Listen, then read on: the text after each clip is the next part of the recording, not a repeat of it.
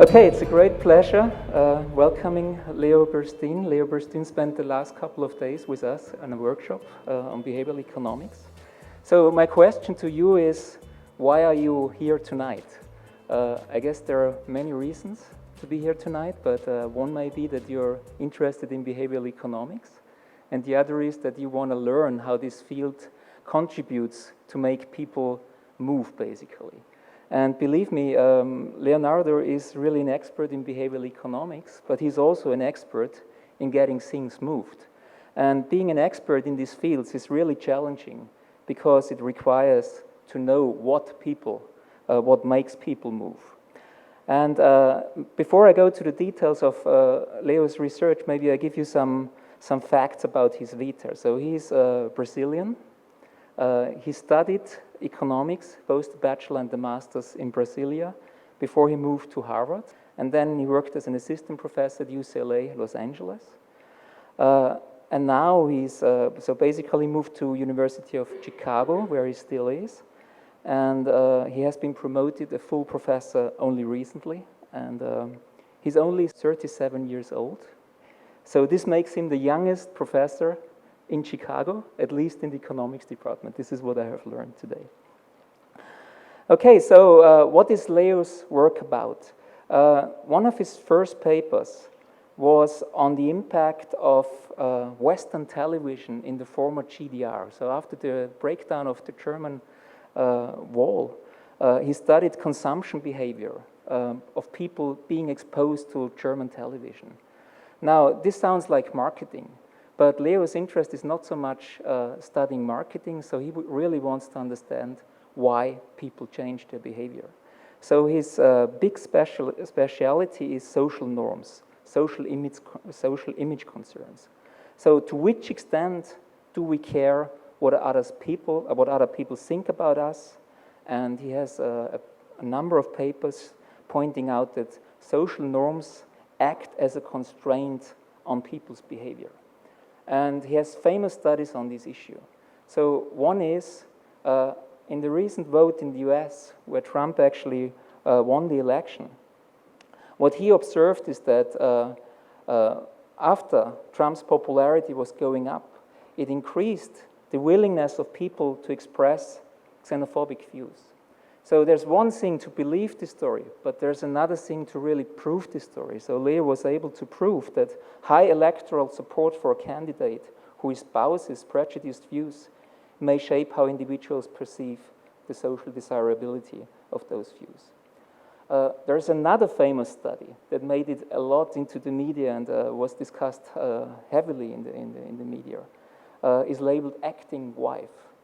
So what does that mean? So students were asked about their desired compensation, hours of work and days per month of travel.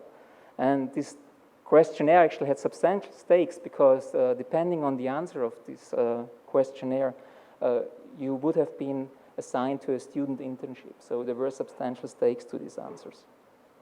Now, the finding was really surprising. So when women expected that their classmates would see their answers, they have portrayed themselves as much less favorable to the labor market. And the interesting phenomenon was that this applied only for single women. So basically, you're living on the expectations, you're acting on expectations of others, and it has a strong impact on labor market-related outcomes. Now, Leo's research is impressively breadth. So next to behavioral economics, you have been working on macroeconomic growth models, so endogenous growth models showing that the technological change can be directed towards environmentally sustainable growth, for instance. One of the most cited papers of yours is on this aspect. You worked on peer effects in financial decision-making. So basically, whenever you buy an asset, there may be two reasons for that. One reason is that, so you observe somebody buying an asset and you want to buy the same asset. And the one reason could be, well, there's some informational value seeing somebody else buying the asset. Or there may be just learning from others' choices, like social utility. So you had a very clever design to separate between these two different stories. What I want to point out is that Leo's research is highly accessible. So he has extremely clever designs, very clean and intuitive designs, with very, very strong results. So I'm coming back to the achievements again. So I've counted like 17 papers by now. We call that papers. Many of those are published, and almost all of them are published in the top outlets in economics. Again, this is an indication that you have the quality of having these very clean designs, conveying a very strict message with a lot of compelling evidence. So Leo, it's a great pleasure having you, and please join me welcoming Leo Bursztyn. Thank you. Thank you for inviting me today and for being here. I think it's a little loud. It's a pleasure to be here, and thanks for the very kind words, Rupert. So today I'm going to be talking about understanding peer pressure in education from evidence to policy. Okay? So as Rupert was saying, a lot of my work recently has been about understanding to what extent our choices, our decisions we make, are shaped by our concerns about how people are going to judge us. You know, we live in society, around other people, and many decisions we make in life are decisions that we make in social environments. You know, in schools, kids are deciding how much to study, for example, and you know, how much effort to put into their homework, participation in class, around their classmates. Many decisions in the labor market are also made in social environments, in the workplace, for example. As you know, for example, if you're investing in a financial asset, there's something you might want to talk about to your friends.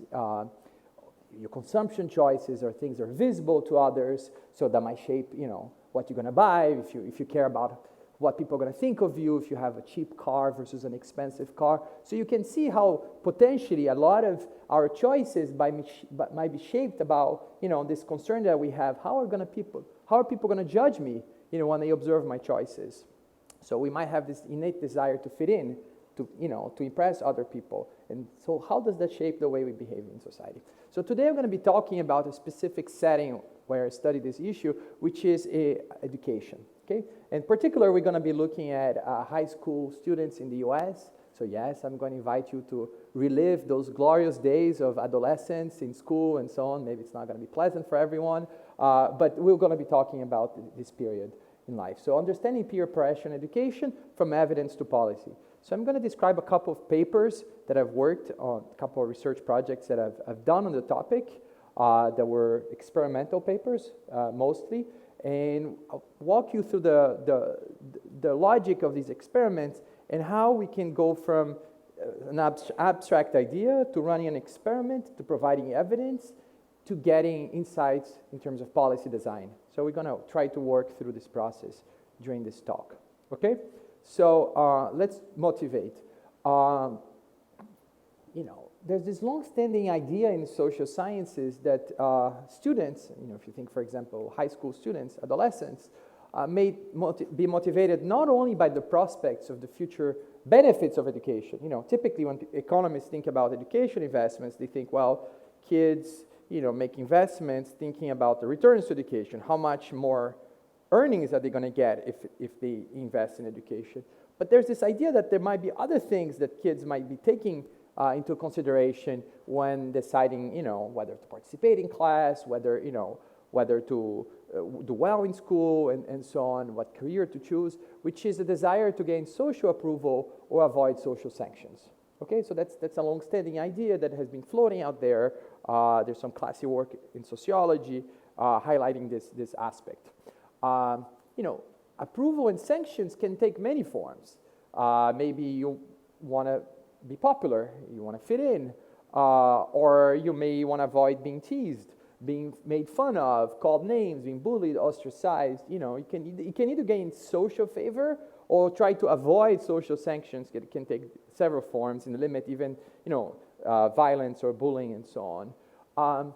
In the US, there's an idea that gained a lot of traction in the last decade, which is this so-called acting white hypothesis. So some authors have put forth the idea that there might be a particularly strong culture among ethnic minorities in the US that is against achievement, academic achievement, because it's considered acting white. So there's this you know, if you Google, if you look into this, there's a lot of work emphasizing that perhaps among low-income minorities in the US, there's a culture that is against achievement, okay? So there's, you know, all this, you know, discussion and so on that exists out there potentially about the negative effects of peer pressure that could actually move kids away from making education investments or exerting effort that otherwise they would do in the absence of this negative culture, negative peer pressure. So at the end of the day, a student might be making an educational effort or decision, and that student might face a trade-off, you know, in the sense that, well, if I work hard in school, that's going to help me in the future. I'm going to get returns to education, I'm going to get a better job, I go to a better school, better college, and so on. But I might pay a cost in the present. You know, maybe someone's going to tease me, make fun of me, I'm not going to be very popular, I'm going to be considered a nerd, and so on. So there's this trade-off. If I work hard in school, I'm going to do better in the future, but I might have to pay a social cost in the present. That's kind of the idea. Okay? So when effort or investment, of course, this aspect is something about the observability of effort, okay? Turns out that many things you do in school are observable by others. If you raise your hand to answer a question, your classmates are going to notice. If you answer it well, they're going to think something about you. So when effort or investment is observable to peers, students may act to avoid social penalties or gain social favor by conforming to prevailing norms in their peer group. Okay? If there's a norm that working hard in school is uncool, it's not a cool thing to do, you might, you know, try to avoid it in the goal, you know, in the hopes of fitting in with your peer group. So the question we're going to be asking in this first paper is really trying to identify, do these things really exist? Do they really matter? Do they matter for important decisions? Are students willing to deviate from what they privately believe to be the optimal scholastic effort or investment just because of such social concerns? Just because of a concern about how they're going to be judged by their peers, are these students willing to sacrifice, you know, decisions that otherwise they would have, you know, things they would have taken if in the absence of these concerns? So that's kind of the basic idea of the first study I'm going to describe today. Okay, really identifying this peer pressure effects. So the outline today, just so we have a roadmap for the talk. First, I'm going to be talking about how to identify these peer pressure effects in education. So I'm going to describe some work we did, really just to kind of a proof of concept. You know, is this something that really matters in a setting that we might think is relevant? Okay, so that's the first thing we're going to do. After kind of proving that this thing is important, the next step is like understanding why it's happening. Okay. Well, it might not be enough to say that kids are moving away from opportunities just because they're worried about how they're going to be judged. I think it's important to know why. And I'll describe to you and motivate why we care about the why, okay? And that's going to be the second project that I'm going to describe today. Now, after identifying these effects and providing some evidence on the mechanisms, on the channels through which they operate, we're going to be able to talk about policy. Okay, and as I'll argue and as you'll see, it's important to understand, really provide clean evidence of mechanisms that we're studying, not only provide clean evidence of a phenomenon, but also understand what's driving the phenomenon, because the mechanics, the reasons behind a phenomenon can really illustrate and guide you in your policy design decisions. And not fully understanding what's driving specific phenomenon can actually lead you to incorrect policy prescriptions. Okay, so we'll discuss that today, right? So from evidence to policy. So starting from identification of this peer pressure effects. So this is based on a paper that was published a few years ago in the Quarterly Journal of Economics with Robert Jensen, who's now a professor at Yale.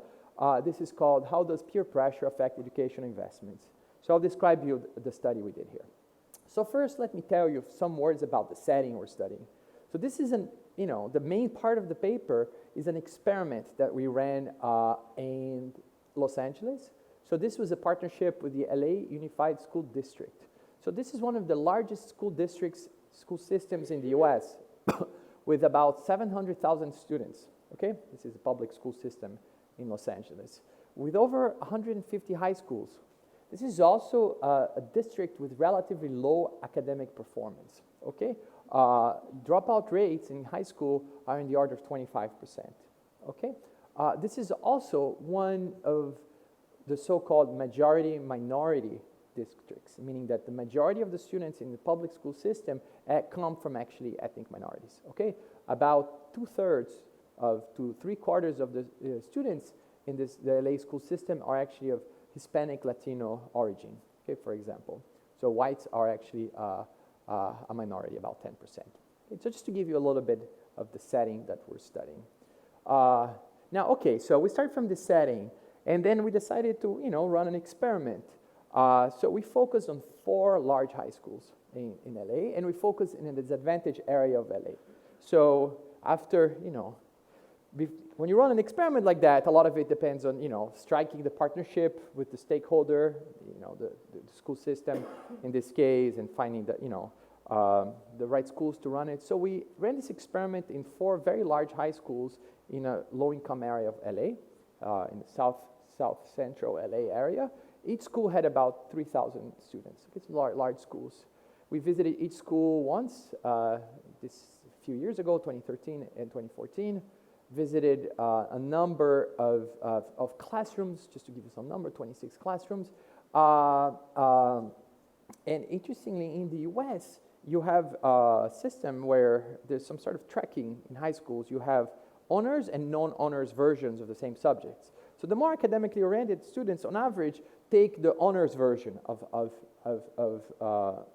the subject, and the other students would take the non-honors version. So that's, I'll tell you a little bit more about it, but that's kind of how things are designed in the US. So we decided to visit both honors and non-honors classes, just, trying to understand whether, there could be potentially different cultures in the same school. Maybe if you have, a lot of students who are more academically oriented sitting together, does that generate a different culture, a different peer culture in the classroom, even within the same school? And as we will see, the experiment is an experiment associated with preparation for the SAT. What is the SAT? Well, the SAT is the college entrance exam in the US. So before going to college, you have to take the SAT, or in some areas, people take the ACT, which is a similar exam. So, those are 11th graders, so meaning they had one more year of high school after this. And in the US, when you're in 11th grade, that's when you're like getting ready, preparing yourself for the SAT. So it's a really, if you want to go to college, that's kind of a big deal, okay? So we had an experiment with a little over 800 students, okay? So what did we do in the experiment? Of course, our goal here is to understand to what extent peer pressure shapes an important decision. Well, first thing we need is the important decision in consideration, running experiment. We have to see how a decision is shaped by these peer pressure concerns. So the decision that we created in the experiment was the following. We teamed up with a large company that manufactures SAT preparation course. It's an online course that this company offers. Typically, this is something that costs around $200 per student, and it's actually not sold directly to students. It's usually sold to schools in bulk. So schools buy a number of licenses from this company and then assign to students. So basically, we had to convince when I did this, I was starting my career. I didn't have any money to actually pay for this thing, so I had to convince the company to let us give it away for free to a number of students, with the goal of furthering knowledge and things of the sort. Luckily, they were very open to the idea. I'll tell you why, another reason why they ended up being open in a sec, okay? But that's kind of the idea. So we came to these schools with our surveyors, and basically they were offered the chance to sign up for this SAT prep course free of charge. So it's just some nice thing we're offering them. You remember, those are low-income students who otherwise would not have access to this type of service. So it is a nice opportunity that is being offered to them. What is being offered to them? Well, this SAT prep course involved a number of things. I don't need to list them. They're written here. But, practice exam, pre-recorded videos, instructional content. There's online classes. A lot of things they're being offered to them. And as I said, we knew that this company was not selling this to these schools, so these students did not have access to it. Okay? Okay, so, all right, so now we have the decision. So we want to see how something is going to affect this decision. But what is the something that we want to manipulate? What is the experiment, actually, right? So we wanted to, as I said, our goal here is to identify the effect of peer pressure. To what extent are kids changing their behavior, moving away from something that otherwise they would like to do because of these concerns, right? About how they're going to be judged. Okay, so in practice, how we did this is that we will come to these classrooms and hand out the form to other students. And the form started with, some brief, there was an introduction where we say, we describe that there's the company that is visiting them, and there's going to be some research project, but we don't make any mention, of course, to SAT or college peer pressure. We don't want to prime the students to think about this. And students were asked to fill out a form. And in this form that we handed out, there were a couple, just their name, their gender identity, their favorite subject, just some questions to, And then after that, there's a box in the form with an offer, this SAT prep offer. And the company name, which I'm not supposed to say, is offering a free online test preparation course for the SAT that is intended to improve your chances of being accepted and receiving financial aid at a college you like. This is the description, right? And then comes our experiment. Our experiment is very subtle. We varied one word. That's it. We have different forms that were handed out, and we handed out in alternated fashion. So you get one, you get a different one, and so on. So each student got a different, every other student got a different form. And some students were told, your decision to sign up for the course will be kept completely private from everyone, including the other students in the room. So basically, some students were offered privacy assurance vis-a-vis their classmates. No one's going to, your classmates are not going to find out what you do, okay? Whereas some other students were not promised privacy with respect to their classmates. Your decision to sign up for the course will be kept completely private from everyone except the other students in the room. That's it, just one word. To what extent they were certain that their classmates would not find out if they took this course, right? That's it, that's our experiment. The forms using the word including are considered the private treatment because the students wouldn't find out, the other classmates, and the forms using the word except are the public treatment. That's the experiment. Nothing fancy, very simple, okay? Let's start showing some results, and I'm going to develop the analysis and show more and more stuff. But just, so basically here, this graph is very simple. Basically, I'm putting here, this is the share of students who say yes to the offer, okay? So 72% out of 100, okay? That's the share of students. In those who get the private decision, meaning they are told that the classmates are not going to find out, and those who get the public decision. And this is non-honors classes. Remember, the regular classes, this regular version of math, English, and so on, and this is honors classes, the more academically oriented students. Here's just the first set of results. So what we see is that 72% of students in non-honors classes in private accept the offer. Okay, so most of them, 72%, think, well, this is probably a good thing. I'll say yes to this. Now, when they believe that their classmates are going to find out, you see this drop to 61%. So 11% of the students here, because it's randomized, right, are saying no to this just because they think their classmates are going to find out. So, you come to a low-income setting, you offer them something that they don't have access to that costs $200, that'll help them get into college. There's evidence that this thing helps them. And 11% of them say no just because they don't want the classmates to find out. Okay? That's kind of the first finding. Now, interestingly, when you look at the honors classes, you already start seeing something different. First, 92% of them sign up in private, which is way bigger than 72. Makes sense. Those are more academically oriented students. They're more likely to actually want to go to college and so on. So they're more likely to say yes to it. But already there's something interesting here. You don't see this going down. Okay? Whether it's private or public, you have a similarly high take-up rate, which already sort of gives us some indication that, well, maybe there are different coexisting social norms within the same school, potentially, right? So that's kind of building up our intuition here. It's the first set of findings. Of course, if I stop the paper here, it would be somewhat convincing evidence that these peer pressure effects are important, but not completely convincing, and I'll tell you why.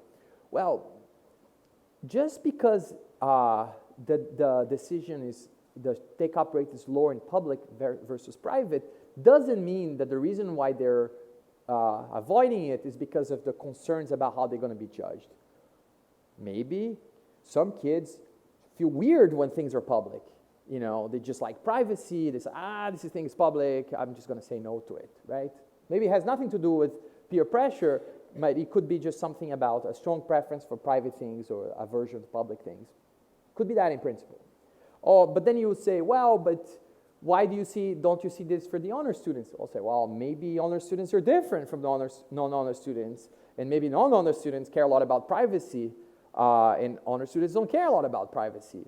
Who knows? You know, so we can't really conclude like with confidence that it's about peer pressure. So how do we do this? What would be the cleanest experiment? The cleanest experiment would be, take the same kid, okay?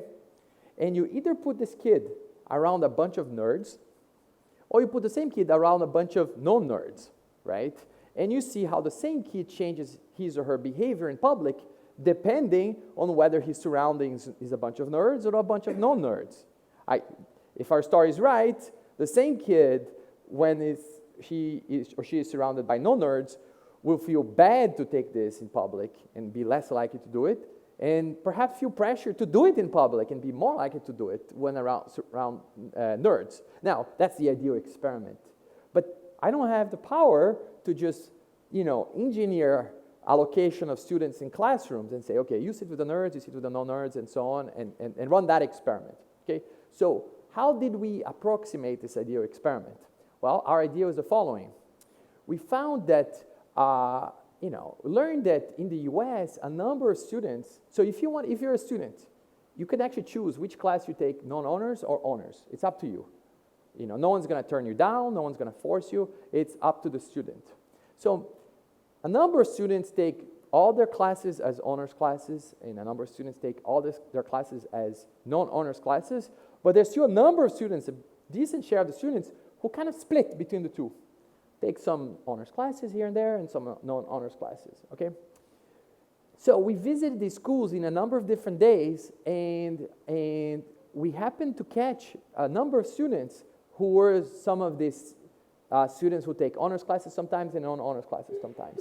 And given that we visit the schools at arbitrary times, whether we caught one of these students when they're sitting with the honors classes or with the non-honors classes, it was close to random. It was pretty arbitrary, okay?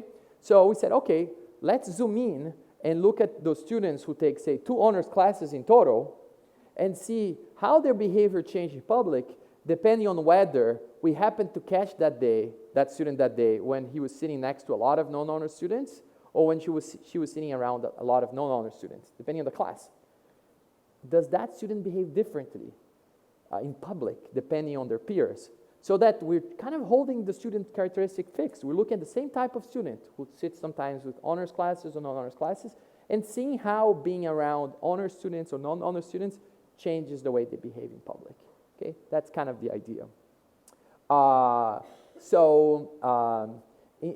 As you can see, the students who take a couple of honors classes, say 2 honors classes, their classmates in the non-honors classes have an average GPA of 2.12, and their classmates in the honors classes have an average GPA of 3.29.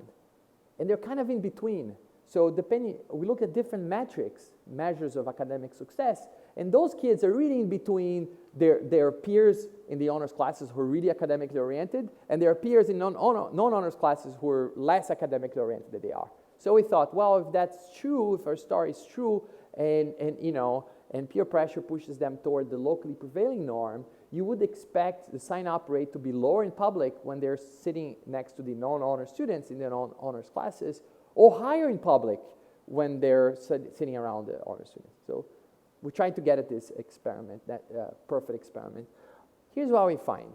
So those are the same types of students who take 2 honors classes in total, and this is what happened if we visited them during a non-honors class, or if we visit the same type of student when they're sitting in an honors class.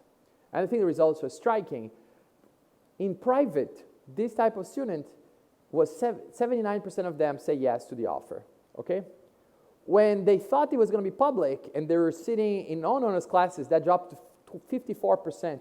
We're talking about a 25% reduction, 25 percentage point reduction in the take-up rate. So a lot of kids are just turning down because they're around the non-nerds, right? They might not want to be seen as nerds around those other kids. Now, the same types of kids, when they're sitting in honors classes, their private take-up rate is not very different. It's 72%. So it's not like, oh, when I'm sitting around nerds, I feel different. I feel like a nerd. I feel like empowered. I'm just going to do it. No, it's very similar in private.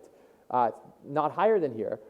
But in public, you see it goes to 97%. So they feel immense pressure to actually take this up in public, because now they're around the hardworking kids, the high achievers, and so on. So the same type of kid, depending on whether they're sitting around academically oriented students or non-academically oriented students, can behave in drastically different ways.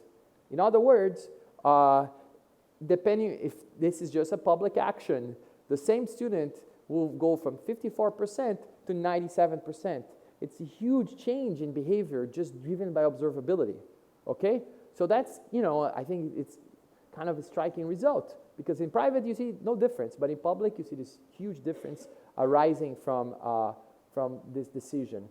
Another thing that we do is that we, just to provide more evidence of what we're studying, we see that the students who respond most strongly to this threat of making things public are the students who report to care more about their popularity. So there was a second form that was handed out to the students after we collect the first form, and one of the questions, from 1 to 5, how important you think it is to be popular in your school? Kids who care more about popularity are kids who change their behavior the most in public. It's kind of a sanity check. If our story is right, that would make sense, and that's what we find. Okay, so that's kind of the first set of findings. Okay, so we ran an experiment. Okay, that's nice. There's an experiment. It's clean, but one could say, how valid, how universal is this? Maybe you found 4 schools for which this is true. In LA, how general are our results? What can we say? What happens in a natural setting and so on? So, it would be nice to say something more. So what we did is that from the same company, and that's how actually we got them interested in working with us. The first thing they gave us was some data from some past things they had done, some past intervention. So what happens when good performance is in practice observable to peers? So basically this company had introduced in 2011, if I remember well, a computer-based high school remedial program in over 100 schools with over 5,000 students. So those are like remedial students who are at risk of not graduating. And this is a program who was designed to help them pass the statewide high school exit examination. So if you want to graduate, it's mostly in California, if you want to graduate, you need to pass this high school exit exam. And some kids had failed it once, or at risk of failing again, and so this company was providing this computer-based program. So they will come to the classroom, and it's math and English. And they will do it. There was an instructor. They will do quizzes and exams and so on. What the company did is that one day, after 6 weeks after the school year started, they introduced a point system and a leaderboard. Basically, every question you got right when you're practicing doing your quizzes, you get some points.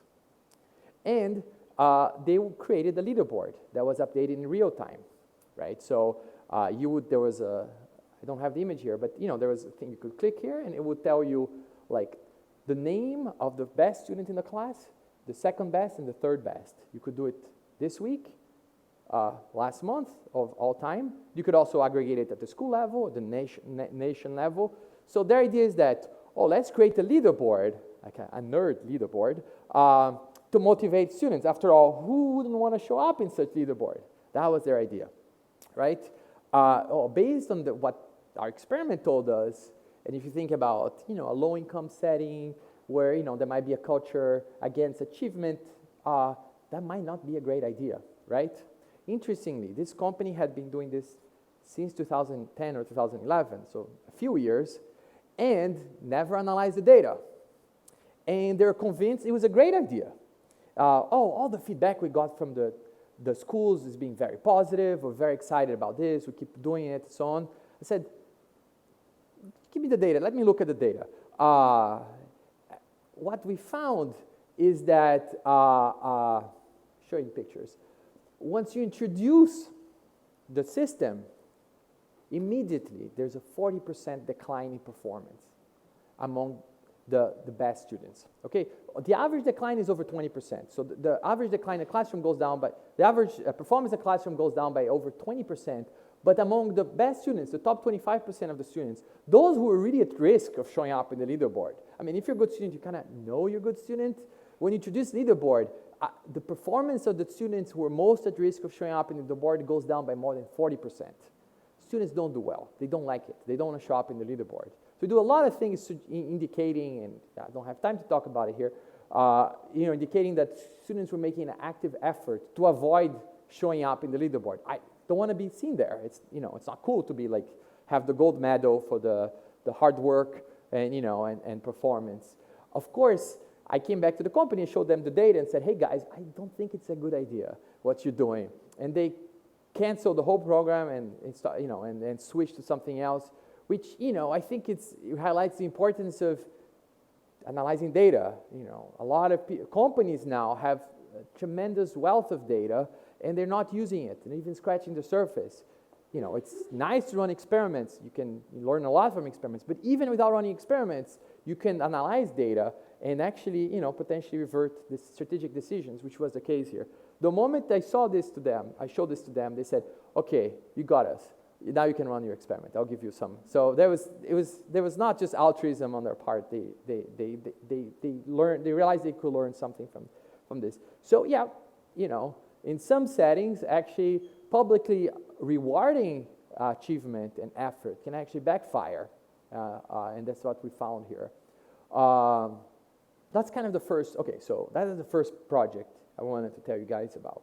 So we learned that, as I said, the goal here was to identify these peer pressure effects, and can these concerns about judgment by others about fitting in, can these concerns actually affect important decisions? Well, it seems to be the case, okay? Now, the question is why? Why is it that students are avoiding some opportunities? What are they trying to prove to others? What's the underlying reason? And that's what we're going to study here in this second project. And it's not just of academic interest. It's nice. You can write a model, test some economic theory, and but beyond that, I think it's very important for policy, as I'm going to argue later. Okay, this is based on another paper with Georgy Egorov, who's a professor at Northwestern, and again, Robert Jensen from Yale. Cool to be smart or smart to be cool, understanding peer pressure in education. I'll describe why we have this funny or not so funny title. If you talk to many social scientists and you say, well, I have a setting where there's negative peer pressure. Kids are avoiding effort in school, avoiding opportunities because they care about their peers and so on. People are going to say, well, yes, this is because kids are trying to be cool, and it's super uncool to care about school and invest in education and work hard, do your homeworks and so on. That's kind of, most people will have this prior on the reason behind these effects, and many times they will think, well, and that's probably really relevant in low-income areas that have messed up cultures and so on. That's how people would typically think of it, right? Now, we try to expand this idea and think, what could really lead to these negative effects of peer pressure? Is this just really a desire to be cool and show that you don't care about school? Or could there be something else going on? And we said, well, in fact, introspection leads us to think that, there are certainly cultures in high schools where, in fact, what's really valued is not avoiding school, but rather what's really valued is academic success. Being smart, in some settings, there's, people talk a lot about, maybe there's a culture of achievement. People feel pressure to be smart or don't want their friends to think that they're not smart, that they're struggling and so on. We will study, how these two different types of stories can actually both lead to negative effects of peer pressure that look very similar. And I'm going to show you the idea of an experiment. It's going to be a little bit more complicated, but I'll show you the idea of an experiment that helps us identify which of these two stories can explain some negative effects of peer pressure in different settings. And I'll argue that these different types of culture leading to similarly negative effects would imply very different policy prescriptions. And that's when we get to the policy discussion. So we run an experiment in one low-income school in LA and two high-income schools, okay? So consider an education opportunity that generates two things: a private benefit, you benefit from it privately, but it also involves a cost, at least the time cost, okay? Think there could be many things, even, raising your hand to answer a question in the classroom. Requires preparing, studying the material ahead of time, and you want to be ready for it. And then, you raise your hand to answer a question, you get a private benefit. You get the feedback on whether you're right or wrong. The teacher might like you, realize that you're a good student, and so on. Just as an example. Now, let's think about the two mechanisms. The first mechanism is this culture where it's smart to be cool. It's the culture about being cool and, not caring about education and so on, not being too cool for school. Now, in this simple economic model that we have here, when people see you studying a lot, the inference that they make about you is that, well, if Leo is studying so much, it must be that his opportunity cost of time is pretty low, right? If he's studying a lot, it's because he's not very good at doing other things. Because if he was very fun and cool, instead of being studying, he would be partying. So the fact that he's studying so much tells me something about how social and how cool he is. Because, if you study a lot, you might signal that you're not great at partying, that you're not a fun person to be around. You don't have a lot of social value to your group, okay? So under this story, the observability of a choice by your peers may lower the take-up. Because being seen taking it up, taking this opportunity, for example, raise your hand in class, doing something that is observable, will signal something bad about how socially apt you are, okay? So, the teacher asks a question, he said, oh, if I raise my hand, everyone's going to look at me and say, here you go, he spent the night studying, prepping for this is a nerd, and so on. So he's like, you know what, I'm not going to raise my hand, I'm going to stay quiet. I don't want to send this signal to my peers. Okay, that's one mechanism. Now comes the second mechanism, culture that values being smart. It's a school where it's cool to be smart. Now, this is the one that is a little trickier, and I think was the really surprising, I think the novel idea here, which is many times actions that you take in school also send a signal to your peers about how smart you are. Think about the same action. The teacher asks a question, you raise your hand. Okay, you raise your hand. Now you have to answer the question. Depending on what you say, people are going to think about things about you. You said something smart. Say, oh, well, Leo is actually pretty smart. I didn't know that. Or you say something not so smart. They say, oof, that guy, huh? He's kind of stupid, huh? Not a very smart guy. So many actions, if you study hard and people know your grade, they're going to say, well, he's not that smart. Look at the grade he got and so on when grades are observable. So turns out that under this culture, you might actually also have a negative effect of observability, but for a very different reason, okay?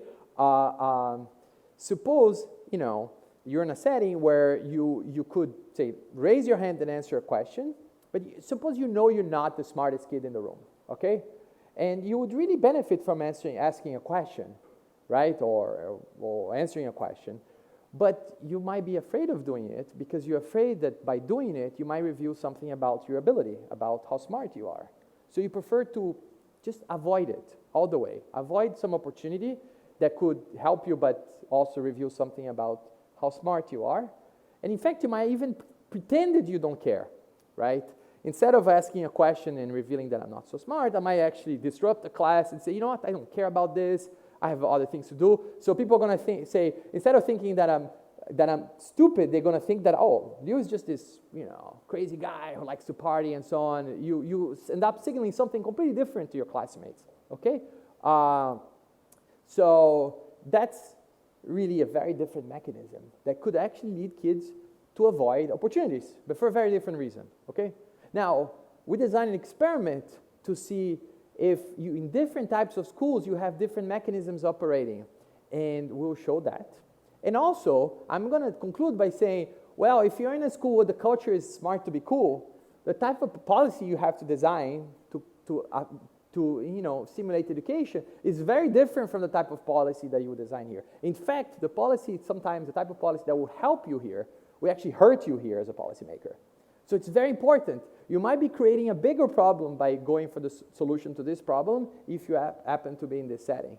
So it's important not only to understand, to show the existence of a problem, but it's also important to understand what's driving it when you're thinking about policy. Okay, so actually this might be the trickier slide, okay? Those are the two. This is like the tricky pair, okay? Let's motivate this one, because this is a more complicated experiment because, in economics, when we're thinking about designing experiments, showing that something exists is many times challenging, but showing why it exists is even more challenging. It has by definition to be something subtler, right? Because now we're trying to get at the mechanics of something.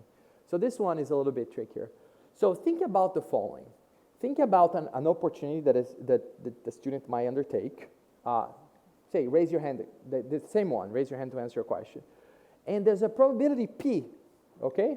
There's a probability that you're going to receive both the benefit and it will also reveal information about your economic type. So you raise your hand, there's probability P that the teacher calls you, and then you answer your question, you get the benefit, you get the feedback from answering, you learn something, but you will reveal something about your type, depending on your answer, about how smart you are. Okay, that's why what I call the economic type. If you are in a culture where it's smart to be cool, having a higher probability of being called by the students would actually make, by the teacher, would actually make the student more likely to raise their hand. Why is that? Well, think about it. If the culture is about being cool, the moment you raise your hand, you're cooked. People already know you're the nerd. Oh, look at him. He studied again. He's raised your hand. He's trying to please the teacher. Then you already paid your cost, your social cost, by raising your hand. So the moment you do it, you kind of hope that at least you get called because at least you're going to get something out of it, right? You learn whether you're right and so on. So a higher P will make you more likely to be willing to pay the social cost of revealing that you're a nerd, that you study. Okay. Now think about the other case. Okay. Suppose you're in a setting where the fear is to appear as not being smart. Okay.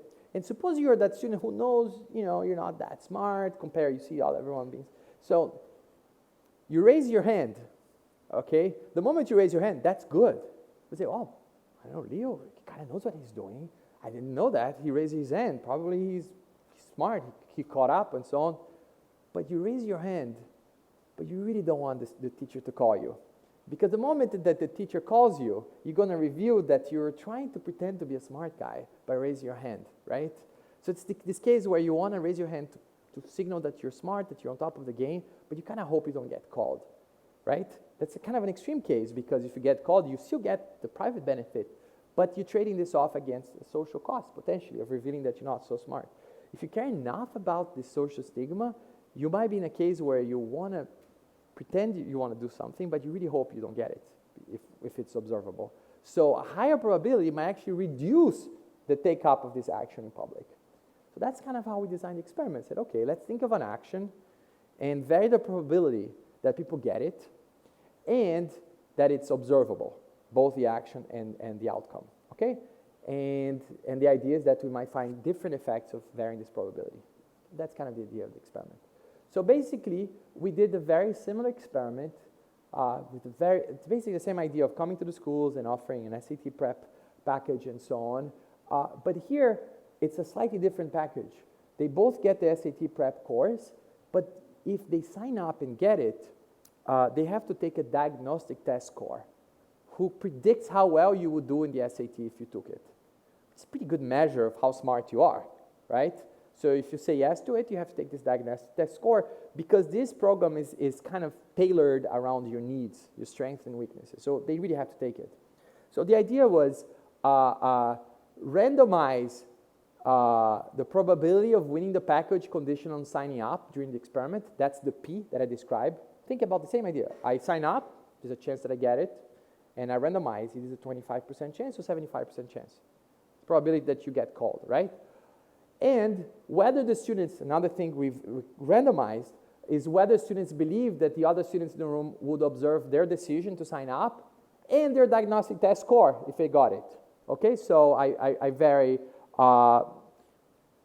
both, your expectation that they're going to observe your action and your grade if you did it, how you score.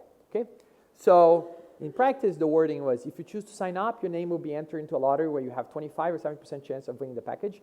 That's the first randomization we did, just one digit.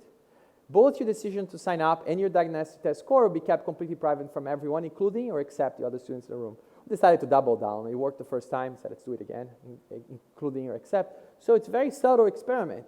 The most that we varied across kids was one digit and one word. So it's a very subtle experiment. And here's what we found. The first thing we found, so here I'm pulling kids, pulling the two probabilities. Regardless of high or low probability of getting this, I'm looking at the low-income school and the high-income schools, okay? This is the sign up in private, and this is the sign up in public.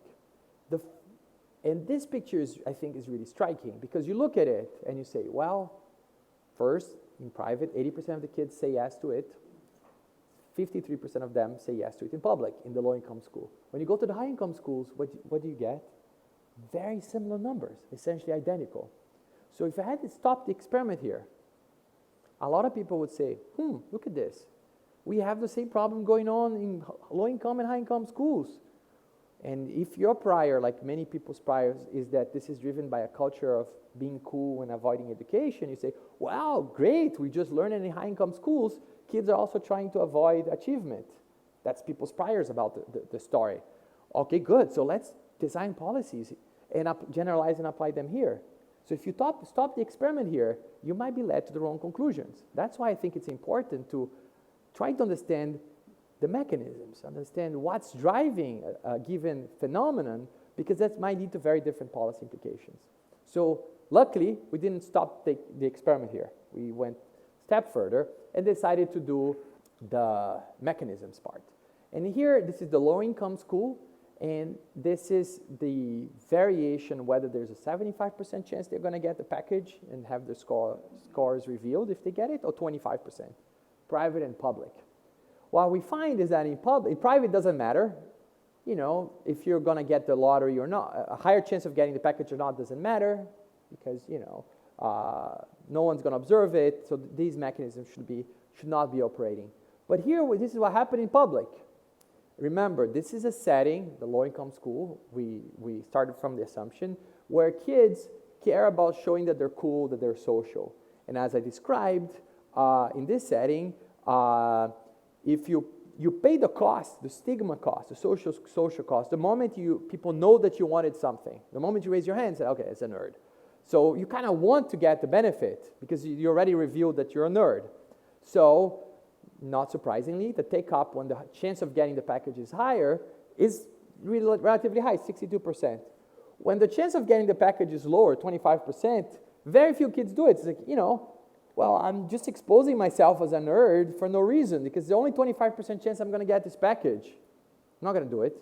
So kids seem to understand that, and they're less likely to do it. Now comes the high-income schools. Remember, our prediction is that here the effect of the higher probability should flip, and this is what we find. And that is very surprising. What we find here is that, again, in private it doesn't matter, but in public, more kids are willing to sign up when the chance of getting the package is lower. Okay, in a non-behavioral model, that would make no sense. It's like, there's a higher chance you're going to get this, and still you're less likely to want it, but it's only happening in public, because it's our story. Our story is that if, there are a number of kids who would like their classmates to think that they're this academically oriented kid, really driven, ambitious, want to study for college entrance, And so they're going to do it here. But the moment you increase the chance that you get it, but also review your score to your classmates, a bunch of kids run away from the and I think for me this is a very surprising finding. To provide further evidence, we find that those kids running away from the package, our prediction is that which kids would run away? Those who have low grades. Kind of know they're not the best kid, the smartest kid in the room, right? The kid who are really smart, does really well, said, I don't care. Great. If people are going to find out, the better. So we split by the students here by whether they have grades above or below the median. And what we see is that the kids who are really running away from the package when there's a higher chance of getting it and revealing their scores are those with low grades. Which makes sense. If I know my grades are not so high, you're giving me an opportunity, something that could really help me. But that comes with a catch, that if I take it, my score is going to be revealed to my classmates. So even if I have a higher chance of getting it, just because there's a higher chance as well that my score is going to be revealed to my classmates, I'm going to run away from it. It goes from 67% to 22%. Okay? For those with better grades, you see a much smaller decrease. Okay? That's how I think we start really believing in the story we have here. So that's kind of what we did. We also collected some other things, some survey data, asking them directly about what they think makes kids popular in their school. And it really lines up. In the schools, in the classrooms where we see strong effects of this norm of trying to be cool, kids were saying it. Yes, what makes kids popular is actually being social, not working hard, and so on. In the classrooms where we find these big effects of this norm of avoiding revealing that you're not smart, people say, yeah, the popular kids in my school are those really smart, who do really well. So it really lines up with those survey questions. Okay, that's kind of the second experiment. I said it's a little trickier, but I think it's important when we think about policy, and which is what we're going to be discussing now, just in the last couple of slides, the policy discussion. We find, in disadvantaged areas in the first experiment, these large and powerful peer pressure effects, which, as we said, interestingly, it can go in both directions, right? It could have a positive effect or negative effect, even the same school. Depending on whether, remember the first paper, sitting in honors class and on non-honors classes, which is kind of crazy because there are many kids who many times we're not thinking, oh, let's put these kids in this setting or that kid in that setting. That could have very important consequences that might completely shape the type of decision they undertake. Large increases in take-up when more privacy is assured in non-honors classes. This has implications for understanding disadvantage and how assistance or help should be offered in schools. Now, I think it's interesting because, as we said, it's pretty hard to change who your peers are. It's not always the case, but changing how observable things are is easier, right?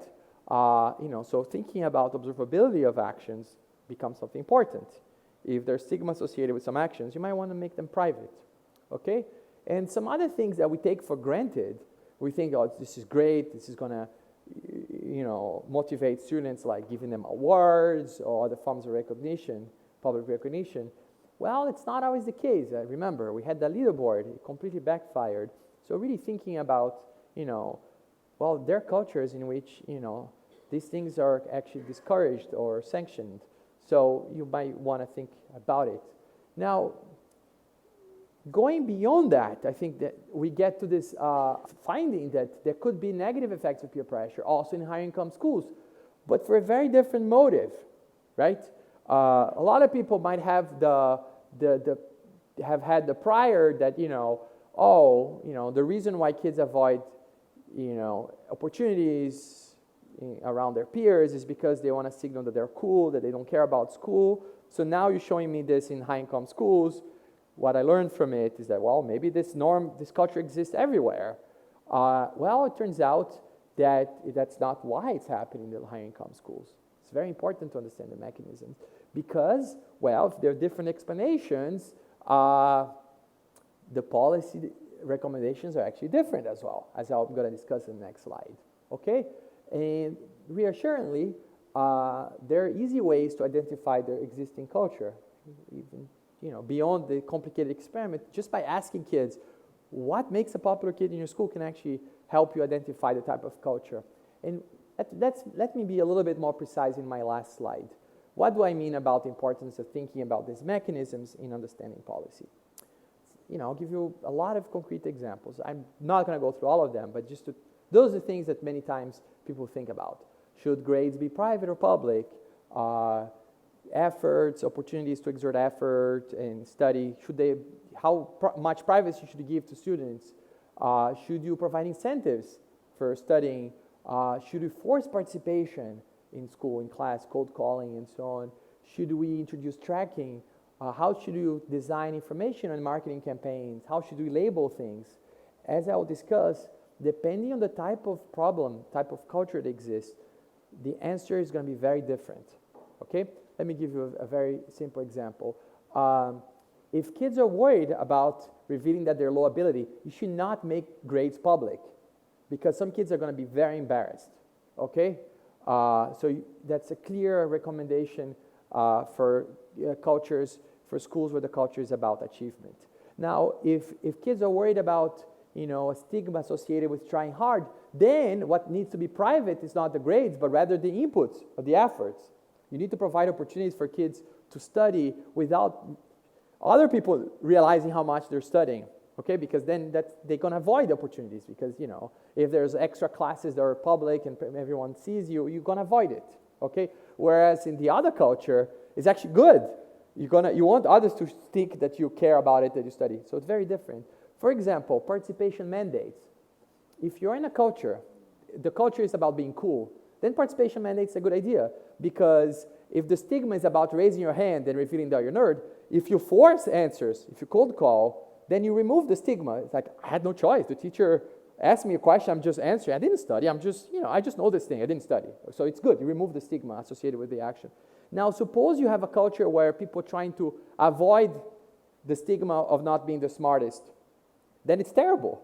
If you're the kid, you're not that smart.